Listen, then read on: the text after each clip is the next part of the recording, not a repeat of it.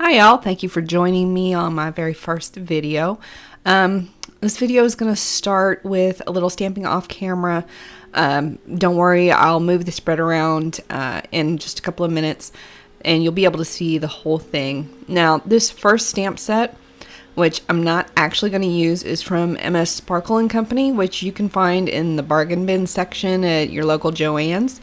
The selection is seasonal, but they usually have some kind of stamping supplies in the bins.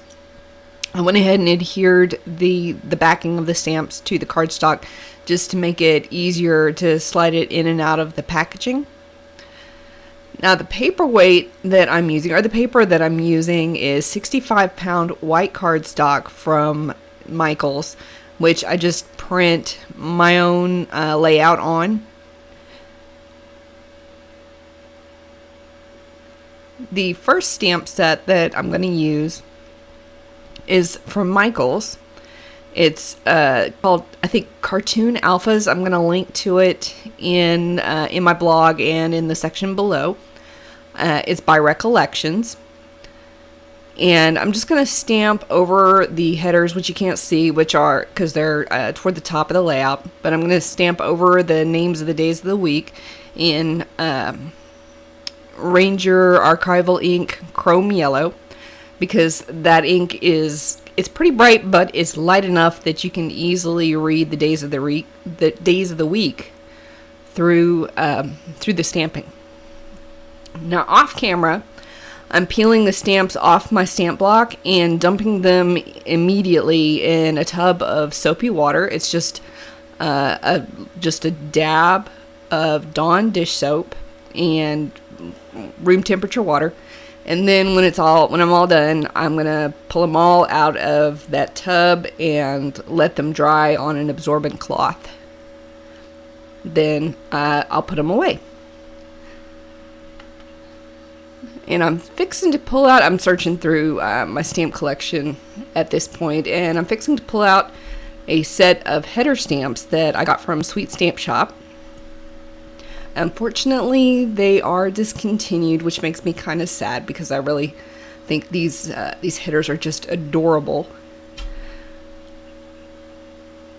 And I'm going to use the stamp called Schedule, and I'm going to be stamping that out in Ranger Archival ink Magnificent Violet. I like putting meetings and time-sensitive items at the top of my day. That way I really can't miss it up there.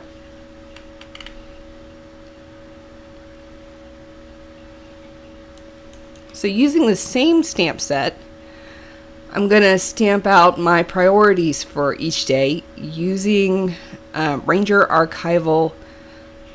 What color is that? Vivid Chartreuse, I think. You're fixing to see it here on the screen in just a little bit. That way I've got a spot for just a couple of things that I really need to make sure that I get done each day. And when I was choosing my color palette, which you can see kind of what my color palette is for this layout here. It looks kind of Mardi Gras. When I was choosing my color palette, I was looking at colors that have really good comparable analogous colors in distress inks, because I'm going to be doing some stenciling and ink blending on this layout for the decoration part. Coming up next is going to be the first of two trackers, and this is from the Mambi stamp set. I've got the two first stamp sets that came out, and this is from the stamp set that's got the fitness stamps in it. This is just a step tracker that I'm stamping out in Chrome Yellow. Now, I'd never used that stamp before. That's why you saw me kind of scuffing it on the back of my hand. That just helps the stamp pick up the ink a little bit better and give you a better stamped image when you've got a stamp that you've never used before. The second stamp is also from the same stamp set.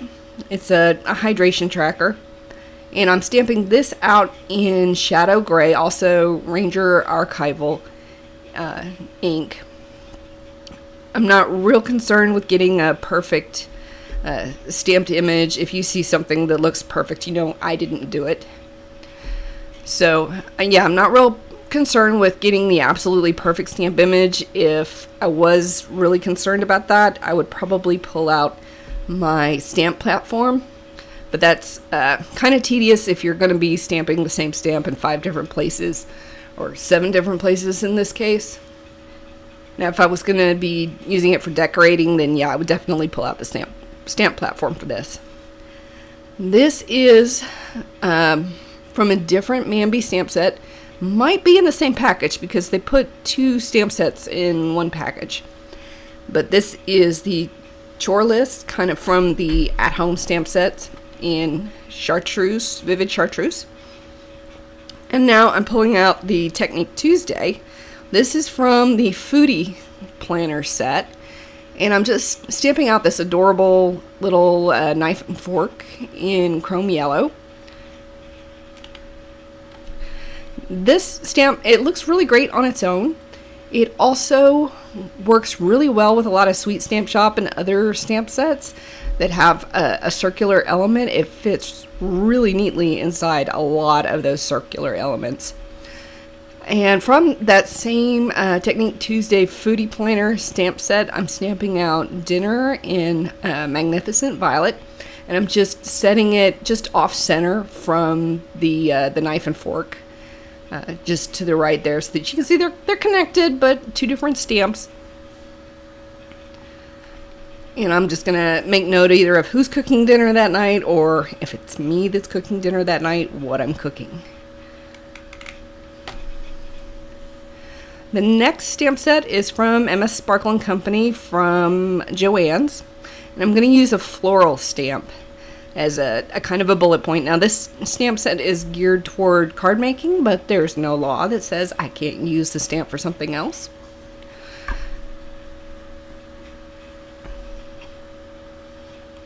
And I'm going to use Shadow Gray. I thought about using one of the more colorful colors, but I didn't want to be like just bam in your face with the color. So I opted to go with Shadow Gray because it's a little bit more muted. There's enough there to bring attention to things that need to get done without just overtaking the whole thing.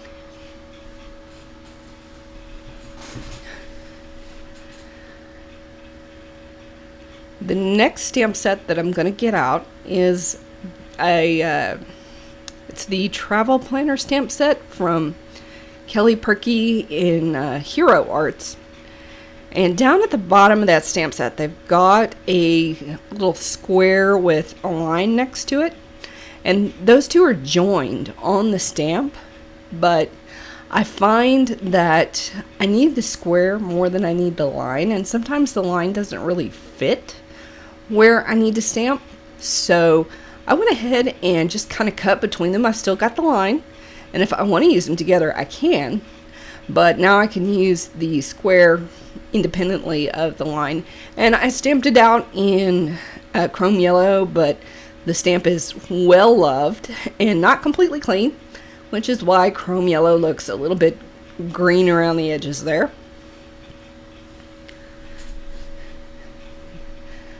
This next stamp set is the Life Note stamp set from Studio L2E.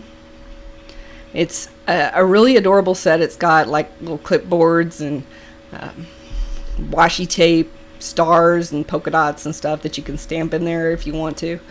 But I'm just going to use the 5-line set with Ranger Archival Shadow Gray because the lines don't need to take center stage here. I just need straight lines to write things on.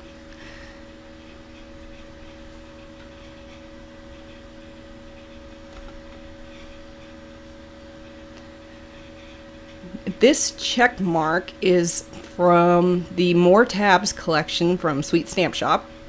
And I'm stamping it out in alternating Vivid Chartreuse and Chrome Yellow. And I'm just setting up some objective trackers for this week. On the left is going to be where I track objectives for work, and on the right is going to be where I track objectives for the house and for the blog and all that kind of stuff. And so now I pretty much got my functional planning done. It's time to decorate. And this is the Flourish stencil from Tim Holtz and Stampers Anonymous. I picked out 3 different stencils with 3 different levels of detail. And I'm going to start with the one that has like the biggest open spaces that I'm going to ink through.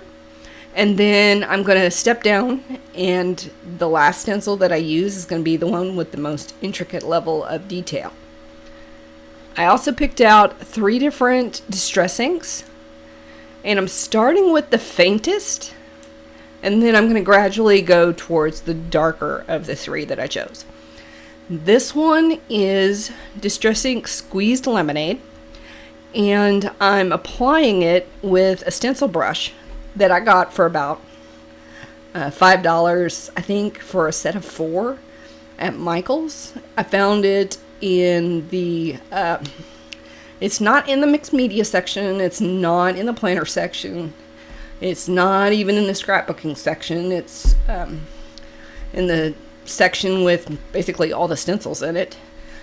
You can find some more expensive stencil brushes in the specialty sections, but this worked just as well. And I decided to use a stencil brush instead of the blending tool, because when you use the blending tool, sometimes when you first put it down, you get that circle with hard lines. So with the blending brush, you don't get those hard lines. This stencil, I forget the name of it, but I will link it below, is from Prima Marketing, and it's quickly become one of my favorites. And I'm using, you're fixing to see it here, using Twisted Citron Distress Ink, which was a really good match for the Vivid Chartreuse. And I'm mixing it with a slightly smaller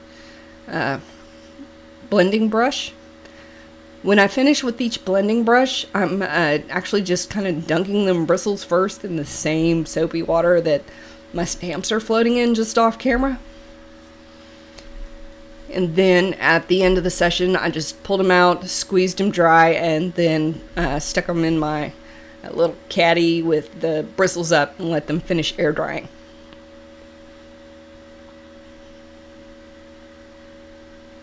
And my last stencil is also going to be a Prima stencil. It's a Doily stencil, another well-loved stencil. I use this one a lot too, both in my scrapbooking and in mixed media and in my planning. And with this stencil, I'm going to use, I think it's shaded Lilac. And sorry, my head got in the shot there. You're probably going to see it a couple more times before the video is over. So as I said, with each stencil, I went with a little bit darker color. And with each new stencil, I did just a little bit less stenciling. That way, when I pull the stencil away, you can see you can see the squeezed lemonade, you can see the twisted citron, and you can see the shaded lilac, and they're not covering each other up. Another thing I did with each of these stencils is they're all kind of coming off the edge. That way the stencils look kind of anchored on the sides of the layout and not just kind of floating there in the middle. And I want to thank y'all for watching my very first ever video. I'm going to load this up on YouTube and see how it does. If you're interested in seeing more videos like this, go ahead and click the subscribe button, and be sure and check out my blog post over on plan2scrap.com.